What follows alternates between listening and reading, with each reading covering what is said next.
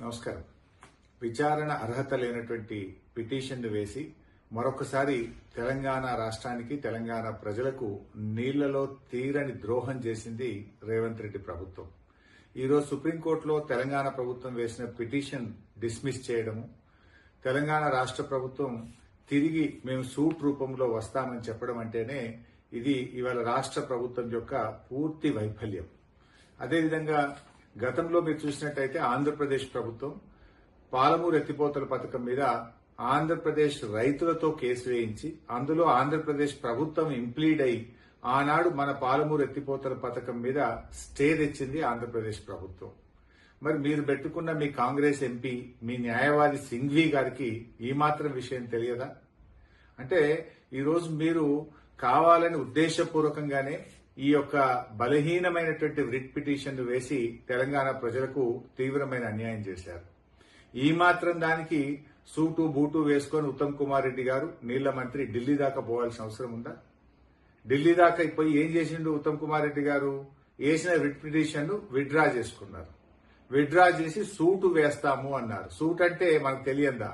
ఆ సూటు కూడా ఆంధ్రప్రదేశ్, తెలంగాణ, మహారాష్ట్ర, కర్ణాటక 4 రాష్ట్రాల మధ్య మేము సూటు వేస్తాము అంటే అది ఇప్పట్లో అయ్యేది కాదు.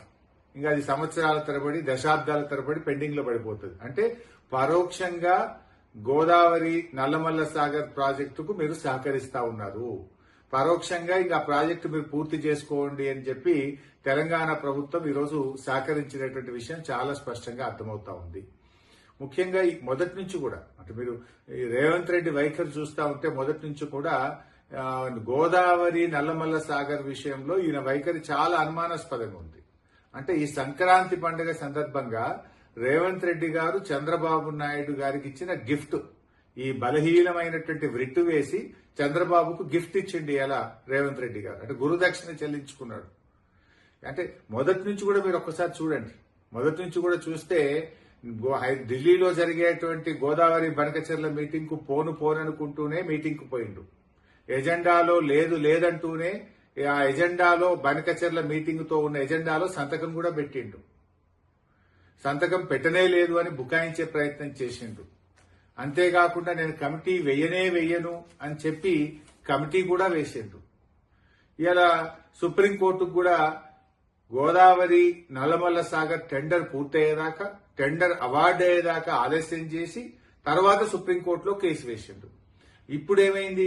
ఆ వేసిన కేసు కూడా బలహీనమైనటువంటి రిట్ వేసి దాన్ని విత్డ్రా చేసుకొని అది సూట్ వేస్తాం, మళ్ళా అది కర్ణాటక మహారాష్ట్రం కూడా కలుపుతాము అంటే ఈ లోపు గోదావరి నల్లమల్ల సాగర్ ను పూర్తి చేసుకోండి అని పచ్చ జెండా ఊపడమే. ఇది తెలంగాణ ప్రజలకు తీరని ద్రోహం ఇలా కాంగ్రెస్ ప్రభుత్వం, రేవంత్ రెడ్డి ప్రభుత్వం చేస్తా ఉంది. ఈ మధ్యనే రేవంత్ రెడ్డి ఒక మాట మాట్లాడాడు, పంచాయతీలు వద్దు, కోర్టులు అసలే తిరగడం వద్దు అనేటువంటి మాటల సారాంశం ఏంటి అంటే బలహీనమైన రిట్ పిటిషన్ వేసి ఆంధ్రప్రదేశ్ కట్టుకోవడమేనా? ఇందుకోసమే మీరు కోర్టులు వద్దు, పంచాయతీలు వద్దు అని మాట్లాడిందా రేవంత్ రెడ్డి గారు? అసలు ఆంధ్రప్రదేశ్ ప్రభుత్వం నాటి తెలుగుదేశం ప్రభుత్వం అయినా తర్వాత వచ్చిన జగన్ ప్రభుత్వం అయినా అసలు తెలంగాణలో అడ్డుకోని ప్రాజెక్ట్ ఏదైనా ఉందా? వాళ్ళు కేసులు వేయని ప్రాజెక్ట్ ఏదైనా ఉందా? కంప్లైంట్ వేయని ప్రాజెక్ట్ ఏదైనా ఉందా? కేసీఆర్ గారు ఎంతో వ్యూహాత్మకంగా ఆయన అటు కాళేశ్వరాన్ని పూర్తి చేసి అనేక 8 ప్రాజెక్టులకు టీఏసీ క్లియరెన్సులు తెచ్చి ఇవాళ ప్రాజెక్టులు నిర్మించింది కేసీఆర్ గారు.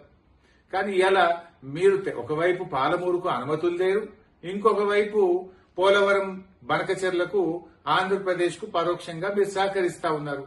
ఇది తెలంగాణ ప్రజలకు శాశ్వతంగా రేవంత్ రెడ్డి ప్రభుత్వం చేస్తున్నటువంటి తీరని ద్రోహం.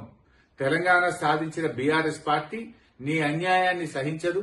తెలంగాణకు అన్యాయం జరిగితే ఎంత మాత్రం ఊరుకోదు. తప్పకుండా ప్రజా పోరాటం చేస్తాం. ప్రజాక్షేత్రంలో నీ యొక్క ద్రోహాన్ని ఎండగడతాం. ప్రజా ఉద్యమాల ద్వారా నీ ప్రభుత్వం మీద ఒత్తిడి తీసుకొస్తాం.